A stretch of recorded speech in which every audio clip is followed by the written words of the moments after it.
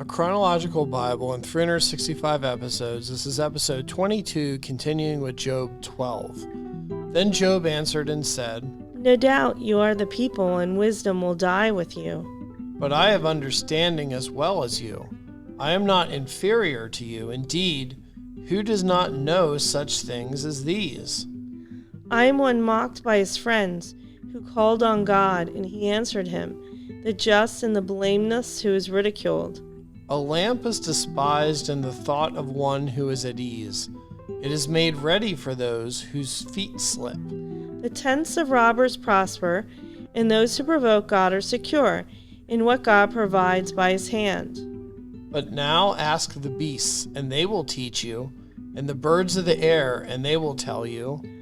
Or speak to the earth, and it will teach you, and the fish and the sea will explain to you. Who among all these does not know that the hand of the Lord has done this? In whose hand is the life of every living thing, and the breath of all mankind? Does not the ear test words, and the mouth taste its food?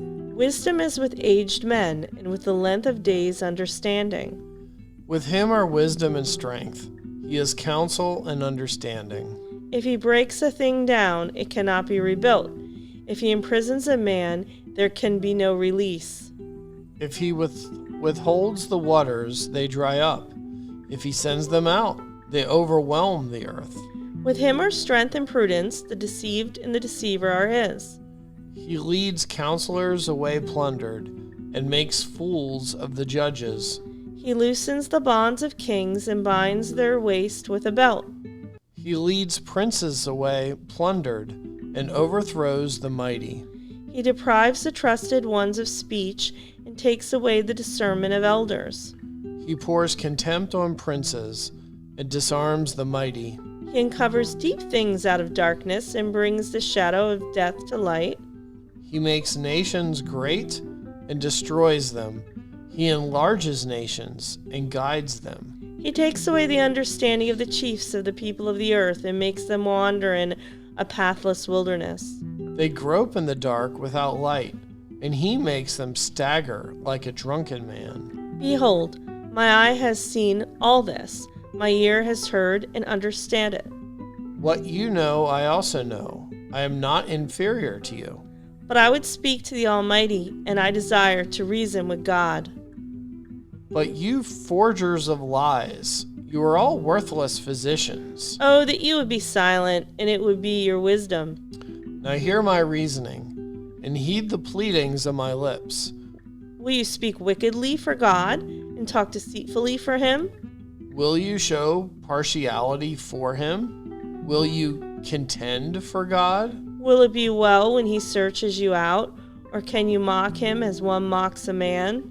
He will surely rebuke you if you secretly show partiality. Will not his excellence make you afraid, and the dread of him fall upon you? Your platitudes are proverbs of ashes. Your defenses are defenses of clay. Hold your peace with me, and let me speak. Then let come on me what may. Why do I take my flesh in my teeth, and put my life in my hands? Though he slay me, yet will I trust him. Even so I will defend my own ways before him. He also shall be my salvation, for a hypocrite could not come before him. Listen carefully to my speech, and to my declaration with your ears. See now, I have prepared my case. I know that I shall be vindicated. Who is he who will contend with me? If now I hold my tongue, I will perish.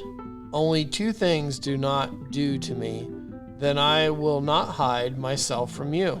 Withdraw your hand far from me, and let not the dread of you make me afraid. Then call, and I will answer, or let me speak, then you respond to me.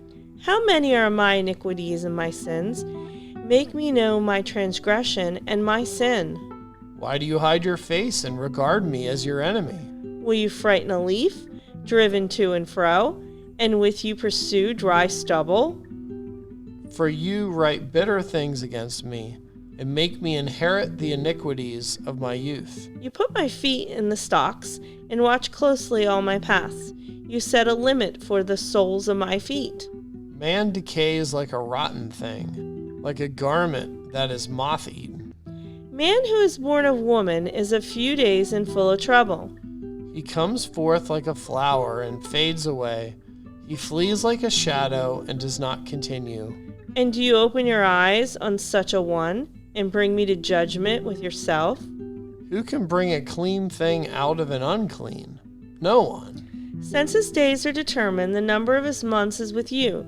You have appointed his limits so that he cannot pass. Look away from him that he may rest, till like a hired man he finishes his day.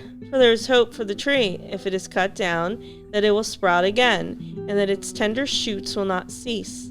Though its root may grow old in the earth, and its stump may die in the ground, yet at the scent of water it will bud, and bring forth branches like a plant. But man dies, and is laid away. Indeed, he breathes his last. And where is he? As water disappears from the sea, and the river becomes parched and dries up, so man lies down and does not rise. Till the heavens are no more, they will not awake, nor be roused from their sleep. Oh, that you would hide me in the grave, that you would conceal me until your wrath is past, that you would appoint me a set time and remember me. If a man dies, shall he live again? All the days of my hard service I will wait till my change comes. You shall call, and I will answer you. You shall desire the work of your hands. For now you number my steps, but do not watch over my sin. My transgression is sealed up in a bag, and you cover my iniquity.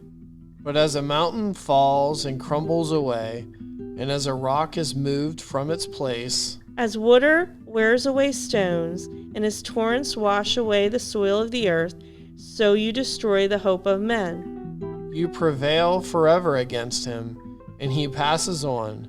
You change his countenance and send him away. His sons come to honor, and he does not know it. They are brought low, and he does not perceive it. But his flesh will be in pain over it, and his soul will mourn over it.